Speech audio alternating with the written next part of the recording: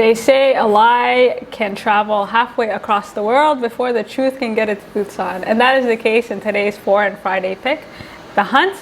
This is a Danish movie which follows Lucas, a kindergarten teacher, who is accused of committing a lewd act in front of his not just student, but best friend's daughter, Clara. And this has to be one of the most triggering movies I have ever seen.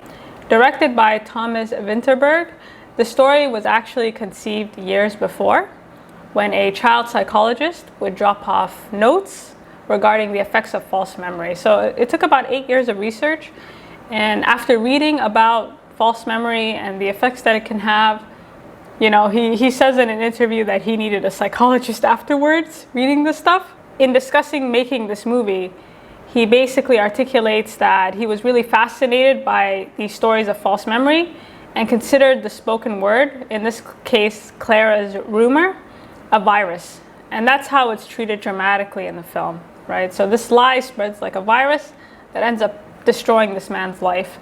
And he goes on to say that what moves him the most is the loss of innocence and the loss of friendship, right? So you have the relationship between Lucas and Clara, which prior to this lie, you know, was very special. Then you have the relationship between Lucas and her father, which is also very special. So on top of telling the story about false memory, you also have the story about forgiveness weaved into it. Thomas first became famous with the movie The Celebration, which explores the effects of child abuse. And so this is exploring the opposite side of that, so the effects of false memories of child abuse. And although he's exonerated in the film, we never actually see how Lucas is, you know, treated by the police. We never see any of the children or the parents being interviewed. And this is because the film wants you to focus on how this lie affects and destroys this man's life. Clara first tells this lie. She's instantly believed by the adults around her. No one gives it an extra thought. They just assume he's guilty. And what's worse is that the adults around her want to believe that something happened, right? Their default isn't to investigate or try to make sure 100% that something didn't happen. You know, just that default is quite dangerous. And for that, the accusation alone was enough to consider Lucas guilty. And the movie kind of forces us to consider, why is that? You know, why is it that such an accusation automatically makes the person accused guilty? So there comes the moment where Lucas is arrested, and everybody in the town assumes he's going to jail. And even I was scared. Like, this movie creates tension in interesting ways, because even though we know he's innocent, we don't actually know for sure that he won't be arrested, right? Like, innocent people go to jail all the time, right? And the way that this was brewing, it did look like maybe there was a chance that he would go to jail, right? Like, you did have that kind of, you know, is this about to turn into a courtroom drama? Like, where is this going? So the whole time Lucas is gone, you're like, yo, I hope he comes back. And the nature of this type of allegation, when someone is accused of, you know, abuse, especially with a child, you know, the child is the primary concern, then the parents, and then, you know, the other children, you know, making sure everybody's safe. The last person who's considered is the person being accused, right? Nobody really cares about that person. No one cares to really explore how this is affecting their life, right? Like, what kind of person do you have to be accused of such a crime? And, you know, this movie was very smart, because not only do they make it a student, but they make the child who accused Lucas, you know, his best friend's child. And it is true that oftentimes when someone is abused, it's a close family friend, a teacher. So this idea actually is not far out.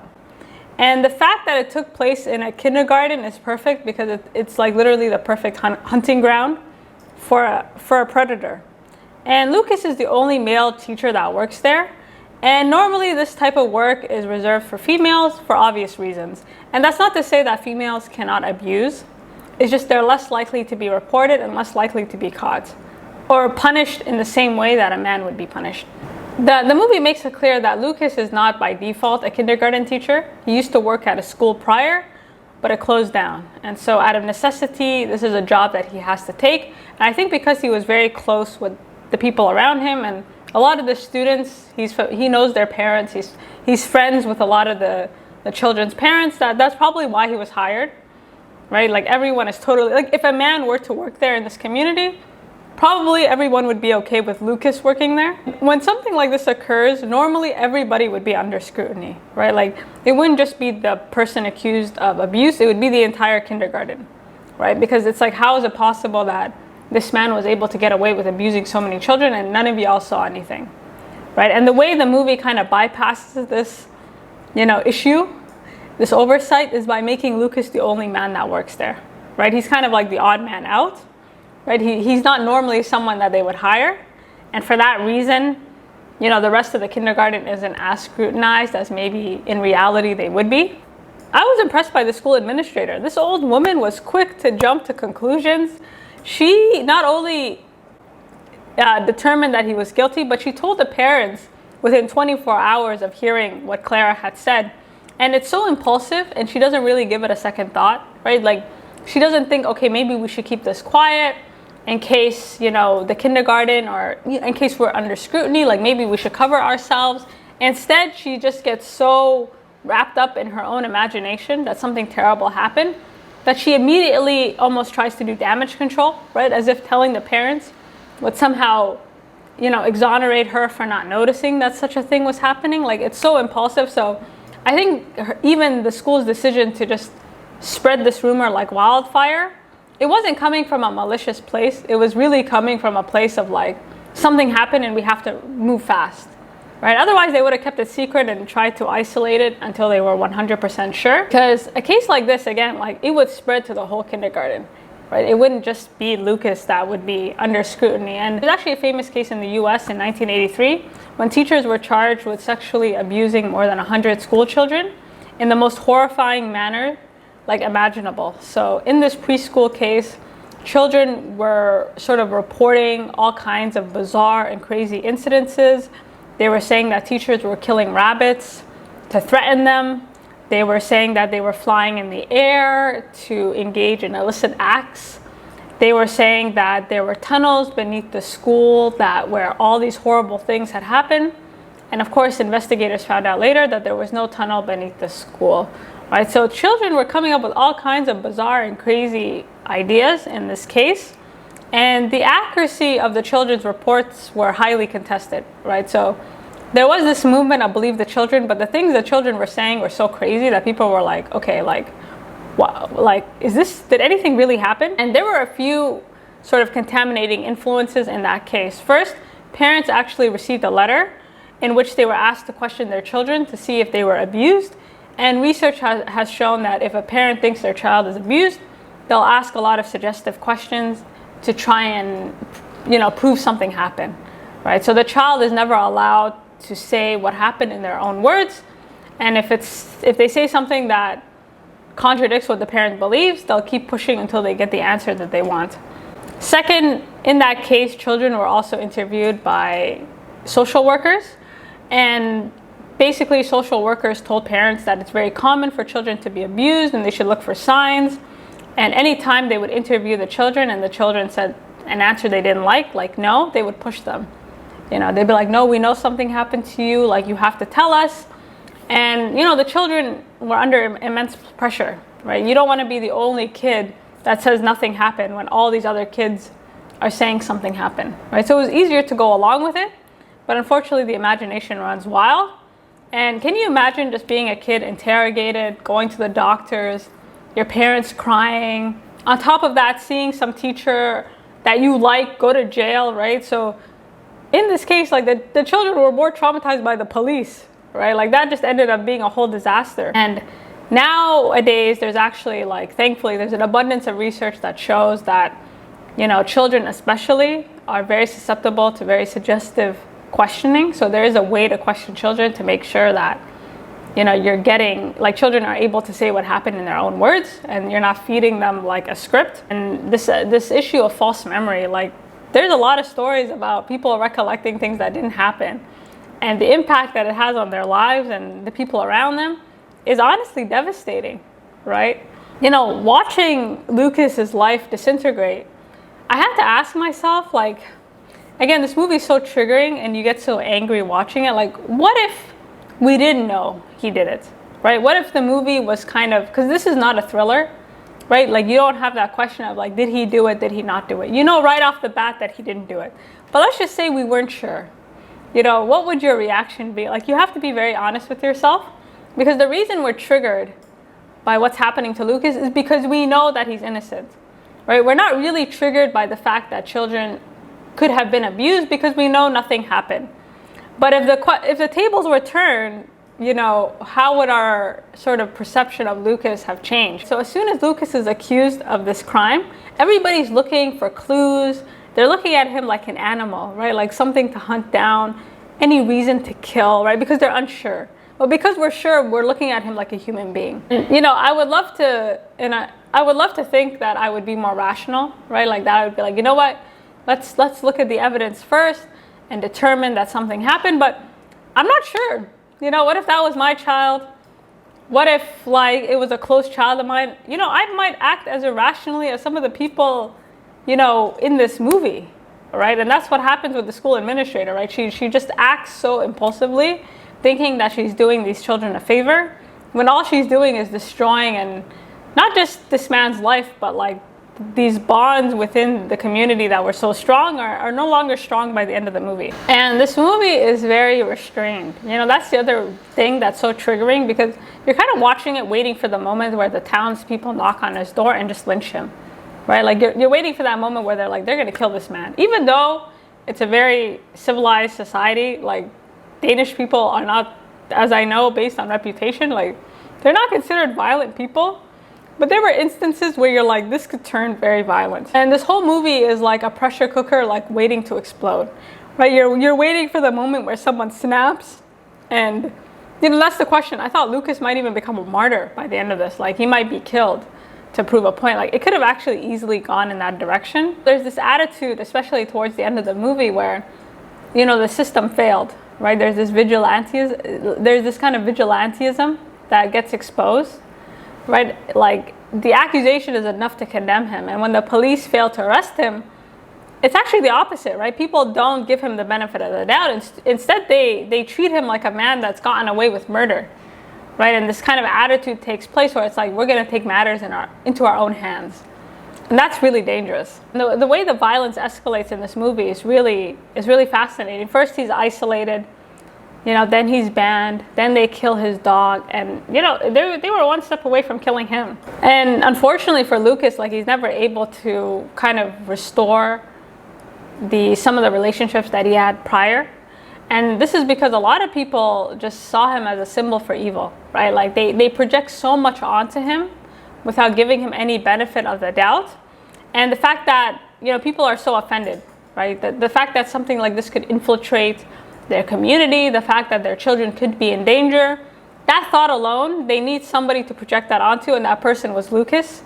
And, you know, it's like a double-edged sword, right? When people feel like they're being attacked by something evil, they actually become evil themselves, which is what happens with the people in this movie, right? They need scapegoats, they need someone to pin all their frustrations on, and Lucas unfortunately becomes that person. You know, he almost became a sacrifice, but it never took that turn. So I've divided my video into several parts. So if you want to see where this is going, just click the description box down below and, you know, have fun, sort yourselves out. Okay, so the movie takes place in Denmark, allegedly one of the happiest places in the world. And it's a small place where it seems like everybody knows each other, right? Like the bonds, like the movie does a good job of kind of establishing how close people are, or how much, you know, there isn't really barriers between people, right? Like everybody can see everything. And the film begins with a hunt in the literal sense. So it kind of introduces us to the dynamics of this Danish town, right? Like they're kind of out having fun, drinking, chilling, enjoying their lives, nothing too dramatic. And these bonds, like this friendship, these rituals, these kind of, you know, daily kind of practices are very central to the story, because when you see how close they are and how severed they are at the end, right? Like it's such a contrast. They will never be laughing and kicking it like that again. And so Lucas, my first impression of Lucas is that he's kind of like a gentle giant. The actor who plays him, right, Mads Mikkelsen, like he's Hannibal, right? So the way they were able to kind of disarm us in front of him, like turn him into this like humble school teacher was really interesting, because that's just not the type of roles that he normally takes, right? Like, he's very strong, he's very tall, like, he looks like someone that could kill you. But in this movie, they, like, the way he kind of plays him, again, like, he's more than capable of lashing out and becoming physically violent, but he's not a violent man by nature, right? Like, this is not who he is, but he has that capability. I think Lucas's journey can be summed up in one shot. You know, just after Clara's accusation, there's a scene of him hunting. You know, he's out with his friends hunting, and this is just something they do, right? Like, Lucas has a very specific routine, and this is part of the routine. And before he kills the deer, he almost like admires it for a second. He's very relaxed, right? Like, no one is really hunting him. He kills this deer, and, you know, this poor deer, right, doesn't see it coming.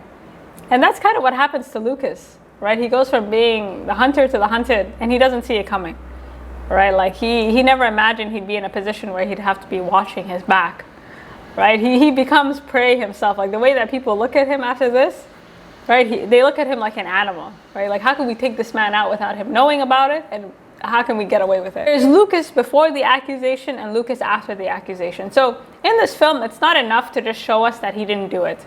That's not convincing. They have to also prove to us that Lucas is actually not someone capable of committing such an act, right? And that's where the triggering comes from. That's where the frustration comes from. When we're introduced to him, he's kind of like going through this very difficult time, this separation with his wife. He's trying to see his son. He's in this kind of dead-end job that he's doing the best he can, but it's not ideally where he wants to be. Personality-wise, he's pretty chill. He seems pretty respectful. When he's talking to his ex over the phone, you know, he's very rational. He's like, when can we talk? You know, are you available? Like, he's very calm, despite, you know, what seems like a very antagonizing situation. Like, again, he doesn't seem like the type of person to push more than he needs to. Right? Like, he finds peace in otherwise what could be violent situations, right? The man wakes up and he chooses peace. He does not choose violence. And I'm glad they introduced us to his love interest early on in the movie. Like, this is very important, because when you compare how he acts with her to how he acts with Clara, it's totally different, right? The vibe is totally different. And it's very clear that he's a man with boundaries, and he's a very self-aware man. Like, he knows, he's always aware that he's a grown man surrounded by small children, right? Like, you can kind of see it in the way he performs, right? In his demeanor and his actions and the way he kind of moves, whether it be holding Clara's hands or being asked by the kindergarten teachers to help these children with the bathroom. Like, you do get a sense that he's like there's this kind of like, you know, he does his job, but he tries to do it in the most like professional way possible. You know, with his co-workers, he's very fun, he's very chill. You know, with his love interest, he's very affectionate, right? He's a bit passive. She goes after him, but he's very flattered by the attention, you know, especially considering what he's going through. He reciprocates her affection.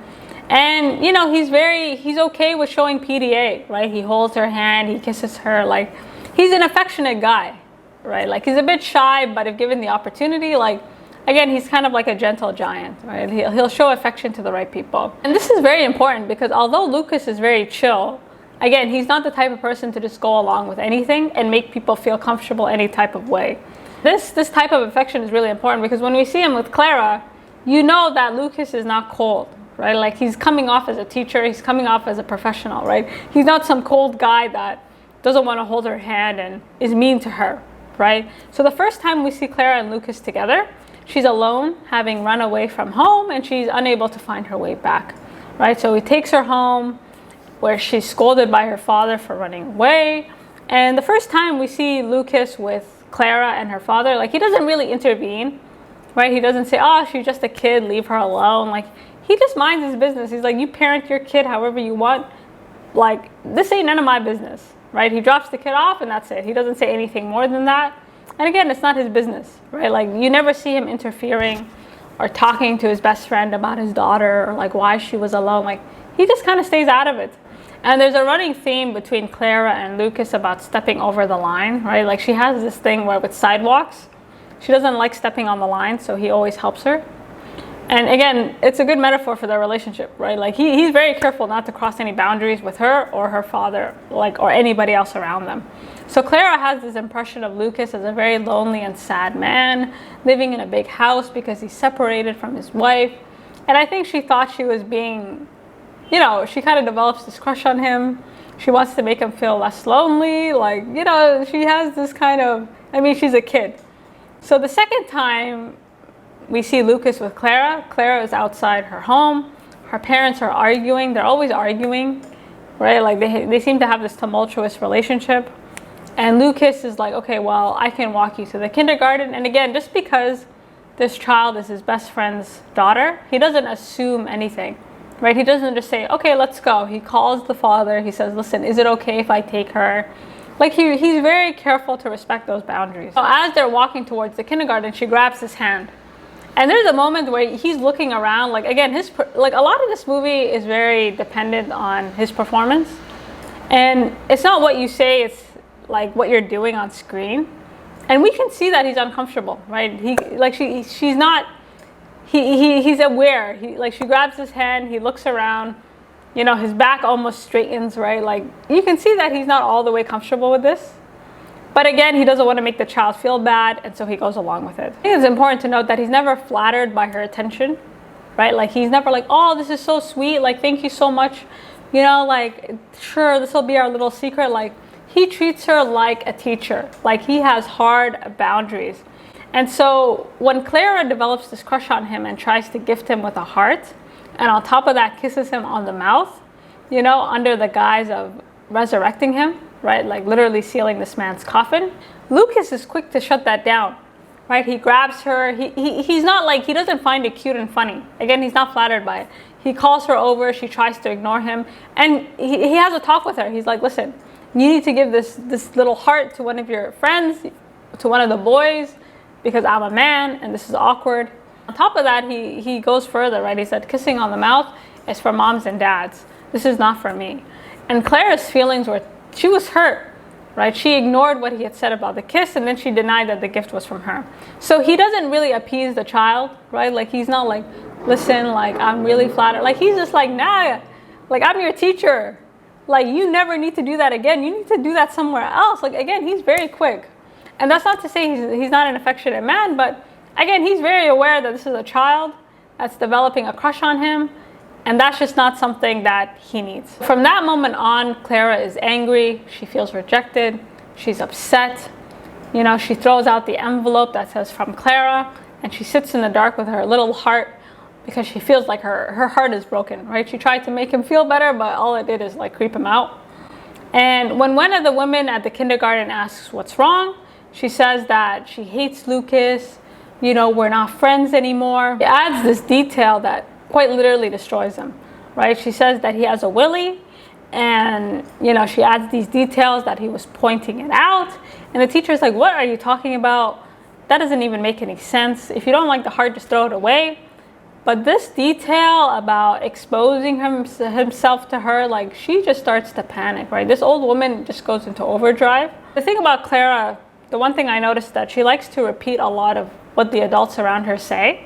Right? Like she's never allowed to speak using her own words. She just kind of borrows what she hears and tries to give the adults back what she wanted. So in this case, this detail about the willy and pointing it out like a rod, this came from an incident with her brother and his friends when they kind of show her this graphic image of, you know, a man's parts. And when she sees that, there's actually a scene of her just sitting trying to forget it, right? She has her hands over her ears. And so when she says she doesn't remember if Lucas did anything to her, I think it's because she tried to forget one memory and it got mixed in with her anger, like with Lucas, right? Like, so she kind of mixed these memories together and she kind of just said anything, you know, because she didn't really have the words to articulate why she was mad at him, right? She didn't actually know what she was saying, right? And she doesn't even remember where she heard it because she tried to forget it. At first, the school administrator is indifferent, right? She laughs it off. She's like, you know, this girl has a vivid imagination. Like, this is crazy. And then her mind starts to wild out, right? She not only is convinced that something may have happened, she's convinced that something 100% did happen. And she starts to observe Lucas differently, right? In that moment, right? Like, she goes to the kitchen, she sees him with, you know, his new love interest, and she looks at him like she's scared of him, right? She kind of looks at him like he's an animal, like she's looking for signs, like, how could I miss that I was working, you know, next to an abuser for all these years? Like, the way she looked at him, like, totally changed in that moment, right? And that's true for everybody else in this town. There is Lucas. So once Lucas is charged, like, everything changed, right? There's Lucas before the accusation and Lucas after the accusation. And after the accusation, his vibe is off, right? He's totally different. He's no longer affectionate with the children, right? He keeps his distance. He looks almost scared to go near them, right? His vibe is very, like, defensive, right? He just wants to look normal because everybody's looking at him like he did something crazy. And although the school administrator promises, like, not to jump to conclusions, that's exactly what she does. She not only jumps, she leaps. She goes to the moon. She convicts. She becomes his judge, jury, executioner, right? Like, she totally just ruins this man in, like, a second. The first mistake she does is she calls a close friend to interview the child. And the whole time they're talking to Clara, you can tell these people have had no experience talking to children, right? So this man that she had called is clearly not a professional. You know, they're literally forcing Clara to say something. They're literally spoon feeding her language and words, right? Because, you know, again, she never describes anything using her own words, right? They're giving her the language to try and get her to say that something has happened, right? Like, again, this third party is not there as an objective witness, right? This woman called him to confirm her feelings that something has happened, right? Like, she doesn't call the police. She doesn't think to call anybody, like, outside of the circle, right? She literally calls someone that she feels is professional for some reason, even though he clearly was not. And, you know, while they're interviewing Clara, like, this woman actually makes herself sick, right? She's literally so convinced that something horrible happened that she starts throwing up at the thought of it, right? Like, they're giving her all these graphic details. They don't have the parents' permission to interview the child, right? Like, nobody told them that you could even speak to a child this way. If the parents knew, they probably would have freaked out. Like, if I was a parent and I knew some random guy was interviewing my child, talking about that white stuff come out, like, I'm sorry. Like, I'm going for your head. I'm like, who gave you the authority, right? She kind of she becomes Clint Eastwood. Like, she takes things into her own hands, and it's like, sis, nobody asked you to do all this. The school administrator, this woman actually really thought that she was doing Lucas a favor, right? She promised not to jump to conclusions, so she thought, let me just call someone that I know to confirm this, and let's just keep it hush-hush, right, before we involve the police. And all she did was just create more fire. He goes from telling Lucas to finish his shift for the rest of the day to dismissing him within a few hours, right? She doesn't even give it the day to investigate. Like, within hours, he's dismissed, condemned, and executed. And she's not only convinced that something happened, she's totally convinced that he's guilty, right? That's the scary part.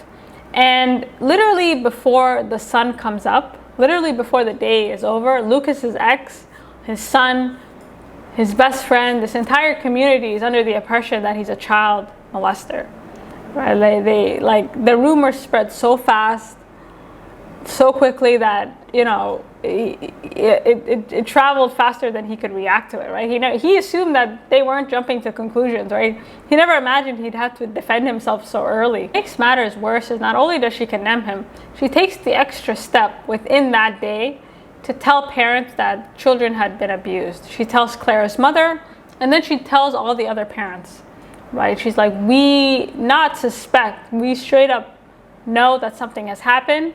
She apologizes for not being able to stop it. And even the parents in the room are like, this is a very serious accusation. Like, what? Where are you getting this from?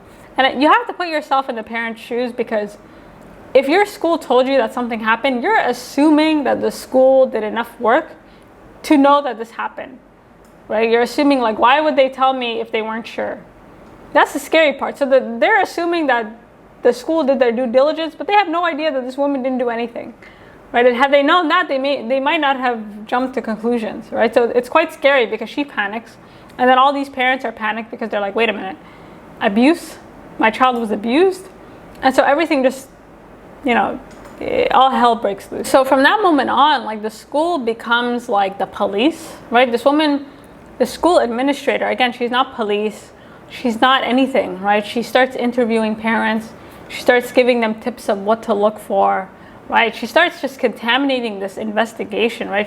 She really takes it upon herself to take the lead. And again, she has no business doing any of that.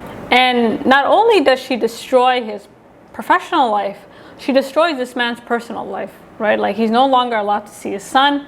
His ex, who already hates him, thinks he's like an abuser now. Like, his life gets turned upside down quite quickly. And people that, you know, he was drinking with literally like 24 hours before, he was chilling with, he was hunting with, suddenly starts to show signs of violence around him, right? They start pushing him around. Like, the vibe has totally changed. Like, they don't give him the benefit of the doubt. You've been chilling with this guy for many years. Do you want to maybe ask him what happened before you nail his coffin? And, you know, this movie, it does a lot so well. Again, it's not, they don't have to tell you anything, they just show you. And one of the things I was very impressed by was how Lucas is not hiding, right? He's not afraid. He's not, you know, he tries to get ahead of it quickly, right? He doesn't wait to be cleared. He doesn't, you know, try to say, listen guys, like, I swear to God, nothing happened. Like, he doesn't hide. He tries to get ahead of it quite quickly. And, you know, one of the craziest scenes is when he went directly to his best friend Theo's house to try and clear this up, right? He knocks on his door directly and he's like, we need to talk about this right now before, you know, my life is ruined. And that scene was so tense because, you know, right now everybody's in the heat of the moment. And to be honest, there was a chance that Lucas was not coming out of that house, right? Like, people are heated, they're not thinking straight. So you could feel the tension, right? You could cut it with a knife. And Theo's reaction is that, you know, although he wants to give his friend the benefit of the doubt, he just assumes he's guilty, right? He says, you know what? He says, you know what? My daughter never lies. I know my daughter, you know, she never lies. Why would she lie now? And this whole thing of I know my child is very typical for a parent. And I think Theo feels a bit guilty that maybe if he wanted to believe his friend, that would mean that he was not believing his daughter, right? Like, he was kind of between a rock and a hard place. And towards the end of that conversation, he says, I think you did this because she says so, right? Her word is enough to condemn him. And he makes that clear. Like, he didn't like that Lucas was doubting him. And he never sits Clara down. He never tries to listen to what Lucas is saying. He never tries to, like, you know, give him the benefit of the doubt. And I think, as I mentioned earlier, like, usually when crimes like this happen, it is a close friend or someone that the family knows. So maybe Theo thought, I was trying to put myself in his shoes. Maybe he thought, you know, he's biased. This guy has been my best friend for many years. So even if he were an abuser, he's not the person to have seen it, right? And then there's that guilt where, like, if he did do this, would I be able to tell? And it's a bit strange because the first time you're introduced to Theo and Lucas, like, Theo says something interesting. He's like, I know when you're lying. You know, like, I know who you are. So these men know each other very well, but for some reason, in that moment, he kind of thought that there might be a blind spot. And for that, he just kind of cut his friend off, right? And I think there was a mix of emotions. A lot of it is the heat of the moment. And a lot of it may be like, I love this man. So if he did do something, I'm not sure I'd be the one to see it. Just as things are bubbling, Clara comes clean, right? That was the other scene that tripped me out. When Clara sees how angry her father is with Lucas, she comes clean. She comes clean to her mother. She's like, listen, I said something crazy. Y'all need to forgive this man. Like, he didn't do nothing wrong. Like, can things just go back to normal? And her mother ignores it, right? She doesn't even tell Theo. She doesn't even tell, you know, this guy's best friend, right? Like, there isn't even a consideration that, like, listen, we're about to sever a very serious bond here. She just tells her daughter, listen, something did happen. We're so happy, you know, you told us, and don't worry about it any longer, right? So in this case, the adults, you know, as an adult, you know, you're aware of all the sick things that happen in the world, all the horrible things that can happen to children. And so I think their imaginations run so wild that they're not even listening, right? All they see is victim and perpetrator. And the mom had a golden opportunity to end this, right? So within 72 hours, Lucas could have been cleared. Instead, it just snowballs, right? And he suffers for, you know, 2 months to over a year. Because once a tight-knit community gets separated into two, you have people who believe Lucas and people who don't believe Lucas, and that's it, right? There's no in the middle. Like, you're either here or you're there. Throughout the process, that's the other thing I was most impressed by. Like, Lucas never panders to anyone, right? He never tries to convince anyone he didn't do it, right? He's not like, please believe me, you know who I am. Like, he never panders. He never panders. I thought that was so impressive. You know, for example, when Clara knocks on his door, like, she feels very guilty. And the other thing I was impressed by is that he never gets angry at Clara, right? He's never frustrated with her. He knows the problem is with the people around her. So there's a scene when she knocks on his door and, you know, she's like, can I walk your dog? And he's like, you need to get out of here. Like, you gonna get me killed, you know? And he's very calm. He's like, you know, maybe you can come back next time. You know, what is it that you think I did? And she's like, I don't remember. You know, again, like, her memory, like, all these people are saying things happened and she doesn't really know what to think. And he kind of recognizes that, you know, the kid is stressed. And so he respectfully kind of tells her to go. And when his new girlfriend basically asks, did you touch that girl? He goes off, right? He kicks her out. He's like, are you dumb? Like, get out. Like, he doesn't try to maintain, right? So there are two camps. There are people who believe Lucas and people who don't. And they're like, he's not having it any other way, right? He's like, either you're with me or you're against me. And I really appreciated that, because why should he prove anything? He didn't do anything wrong. He never got the benefit of the doubt. So the way he threw her out, right? Like, he wasn't about to sacrifice. He wasn't about to entertain nonsense. So this witch hunt begins in November, as I'm aware. And for 1 month, he's under intense scrutiny, right? His life is paralyzed. He's kind of held prisoner in his house. He doesn't really know what to do or where to go. And as time goes on, apparently a bunch of children come forward, all with the same story, of course, coached by their parents, right? And that's the scary thing. It goes from one child being abused to all these parents thinking their child has been abused. And this is an important distinction, because even if Theo forgives Lucas and believes Lucas, it has spread like wildfire, right? Like, all these parents think their child has been abused. So even if Clara wasn't abused, they still believe there's a chance that Lucas abused their child, right? And that's a very important distinction, right? It's not like they're all surrounding this one kid thinking something bad happened. They're thinking like, something bad happened to my kid, right? Like, and I don't want this man anywhere near my child. So that's a lot of the reason why he's unable to, you know, he's gonna have to get out of that town / country if he doesn't want to watch his back. The time the police come to investigate and, you know, question these children, like, it's an uphill battle, right? Like, the police don't really know what to do. We don't see the police, but I imagine, like, they're like, wait, you did what? Like, I would have loved to see, you know, I wonder what the police's reaction would have been, because they have their own professionals, and I'm sure they sussed out, like, this is very weird. You know, y'all shouldn't have been doing any of this. We should have been your first call, right? So by the time the police got involved, there was not much they can do. And I can't imagine, because again, when an accusation like this happens, you know, parents are probably dragging their kids to the police station. They're doing all these medicals. They're asking all these intrusive and crazy questions. So the amount of trauma that Clara and these other kids had to go through because their parents were just forcing them to say something, we don't see it, but you can assume it was crazy. And this lie becomes such a virus that it no longer becomes like people for Lucas, people against. It becomes like, okay, if you're even associated with Lucas, you're guilty, right? Like, there's a scene when his son tries to go grocery shopping for him, and the store manager was like, you're not welcome here, right? Not even Lucas, he's saying directly, your son ain't welcome here, right? Like, people are getting kind of crazy. It's spreading all over, right? Like, people are just, they've already decided what they thought, and they're not open to anything else. So just before he's exonerated, his son is forced to kind of watch him, like, get arrested. He's locked out of the house, right? He just came back from his grocery shopping, and he doesn't really know what to do. He goes to Theo's house and asks for an extra key. And this detail was magnificent, right? So it turns out that Lucas's best friend Theo actually has a key to his house. So this whole time that this drama was going on, he could have come into Lucas's house at any time, at any point, and killed him, right? He could have beat him up. He could have done anything. And Lucas knew that, and he left the door open. He's like, if you really believe this, you come through any time and kill me. And Theo did say that. He's like, if you did anything to my daughter, like, I will kill you. So I think he was waiting for the police before deciding on that. But I thought that was such a beautiful detail to add to the movie, because here you have a man who has so publicly condemned his friend, but maybe some part of him was hoping that his friend would be exonerated, right? He was open to forgiving him. And I feel like this key scene really proved it. And this scene was crazy, right? So first, Marcus, his son, asks for the key, and then he asks to speak to Theo. And, you know, at first, Marcus asks Theo, like, listen, have you guys given it a second thought? Are you willing to really consider that this man, this friend of yours, is an abuser? Like, have you really thought about it? And then he gets angry, right? He talks to Clara directly. I was shook. I thought they were going to kill him right there. He was like, why are you lying about my dad?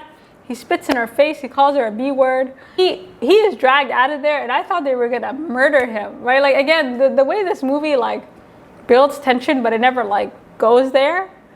But you feel it. You feel at any point in time someone's going to become a martyr for this.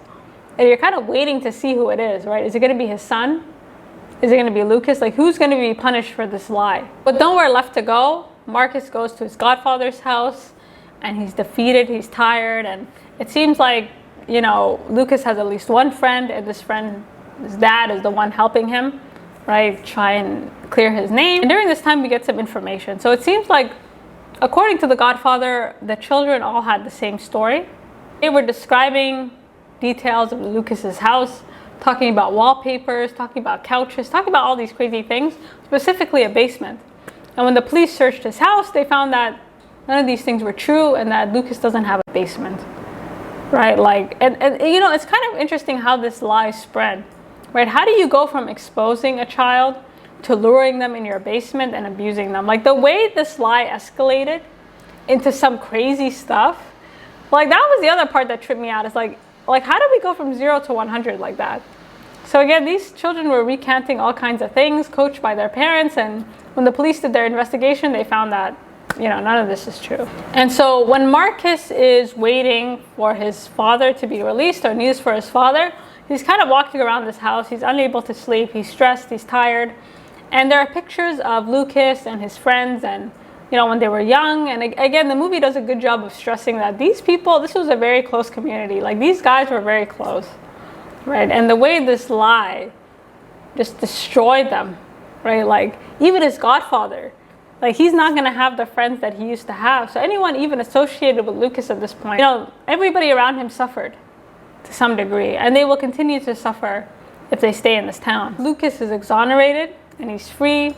And there's really no signs that he will be arrested again. Like, the vibe you get from the movie is that the police cleared him and he's good to go, right? Like, it seems like they're not in doubt about his innocence. Again, they don't show us the investigation, but that's the vibe you get.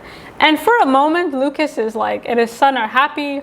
It's like this weight has lifted off of them. But actually, Lucas being cleared was the only thing standing between Lucas and a gun. Quite literally by the end of the movie, right? People were hoping that he would be arrested and he would go to jail. Like, the system would do its job. Instead, the fact that he was released, people got angry, right? Like, people started to treat him as someone who got away with something, right? Like, the system had failed. And that triggers all kinds of violence. And I think Lucas was a bit optimistic, right? I think he really believed, like, once they clear me, everything will go back to normal and, things will be okay. Or he was hoping for some change, but it didn't happen. Right, and in fact, it got worse, and I appreciated that about the movie, that the violence happens at the end, right? Like, the attack with the rock, the fact that his dog was killed. Like, if this happened at the start, it would be believable, right? You're like, okay, people are angry, but it happened towards the end, right? And that's quite scary because what does he has no recourse at this point. He's done everything he can, and yet people are still coming after him. So when his dog is killed, this is his breaking point. He's a man that he waited to be cleared. He tried to be as understanding as possible. Right? He tried to put himself in the parents' shoes, but at this point in time, like, he's angry, right? And it shows, and there's a scene at the grocery store that, again, maybe if it happened earlier in the movie, I would understand. It happens towards the end where he's trying to go shopping and he's kicked out quite violently. And I was angry watching that. Like, they were throwing cans at him. They were treating him like a pariah. And when he went back in and he fought back, that's how you understood he was done, right? I was like, yes, and the way he paid for it, like, he walked out with his head held high, like, his back is straight. He's not about to be demonized, like, he's done, right? He's given this as much time as he has, but he's not hiding anymore. And it's actually other people that are hiding from him. So after this scene, specifically when his dog dies, when he's kind of violently thrown out of the store, this is his breaking point, right? He's done, right? He no longer has to, like, the town owes him an apology, and he's about to get it. I love this scene on Christmas Eve when he's going to the church, right? He's getting dressed. First, he's sitting in his apartment. He's pissed off. Then he gets dressed. His nose is broken. His face is just shot. Like, he looks like a guy like on his last leg. And, you know, the scene at the church is kind of perfect, especially in contrast to the grocery store he just got kicked out of, because the church is like one of the few places where you can't kick somebody out, right? But yet they isolate him, right? He's sitting alone. He's angry. Nobody wants to be near him. People are giving him a look like he's a criminal. And the whole time he's sitting at the church, he makes eye contact with Theo. And basically he's giving him an ultimatum. He's like, do it or don't, right? I'm tired of this. Like, if you're gonna attack me, don't attack my dog, right? All of y'all, like, come at me right now, right? Because King Kong ain't got on me. Like, that was his vibe. And I think one of the most traumatizing scenes is when that, like, choir came out. Like, I was traumatized for him. You know, when that child choir came out, I was like, oh. Like, him being in proximity to this choir was problematic. And Clara looks at him, and his girl looks at him, and he doesn't look, he looks rough. Theo, again, they make it very clear that he's not a violent man. And I don't think Theo ever saw him as violent. So I think he was shocked seeing his friend in that way. And I think he was also shocked that it took him this long to get this way. And it's not until towards the end of the movie that he sits with his daughter and, you know, she's finally able to tell him that nothing happened, right? It took until the end of the movie, you know, and he tries to say to Clara, like, you know, we're best friends. You know we tight, right? Like, why would you say that shit? Like, he was basically like, girl, like, do you know what you've done?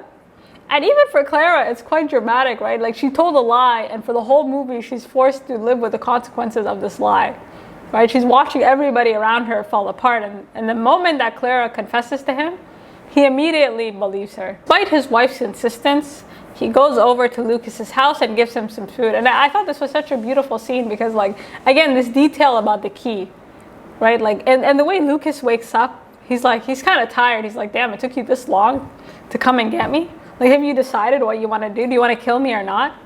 And in that moment, you can tell that Theo had totally forgiven him. And he was also kind of in part asking for his forgiveness, right? So he wasn't alone on Christmas. Like, I just thought that was such a beautiful touch, right? Because it's a two-way street. So even if Theo forgives him, Lucas has to forgive him too. And that's what was in that scene, right? He gives him the food. He's like, is it okay if I sit here for a while? And the fact that he said yes, I think opened up a door. And that's the forgiveness part, right? They don't have to have this explicit conversation of, you're my best friend, please forgive me, I love you. Like, you don't need all that. So we get to the end of the movie, and this ending is so perfect because appearances can be deceiving. So it's 1 year later, the community has gathered together, so Lucas's son Marcus can be gifted his hunting rifle. And at face value, everybody seems fine. You know, they're shaking his hand. Theo has forgiven him. That's given the green light for everybody else to forgive him. But when you kind of, you know, look deeper, you see some cracks. Right? Some people are greeting him more warmly than other people. Right? Some people are nicer to him than others. And again, it's no longer just about Clara. So although Theo may have forgiven him, there are still parents in that room that deeply believe that he abused their child. Right? And that kind of tension doesn't really go away. And so the movie ends with Marcus being gifted a rifle from his father. And as Lucas looks around the room, he's a bit scared. And he's not scared, but as Lucas looks around the room, he notices that people are looking at him differently. And some part of him knows that he has to go. But it's not really confirmed until he goes out hunting.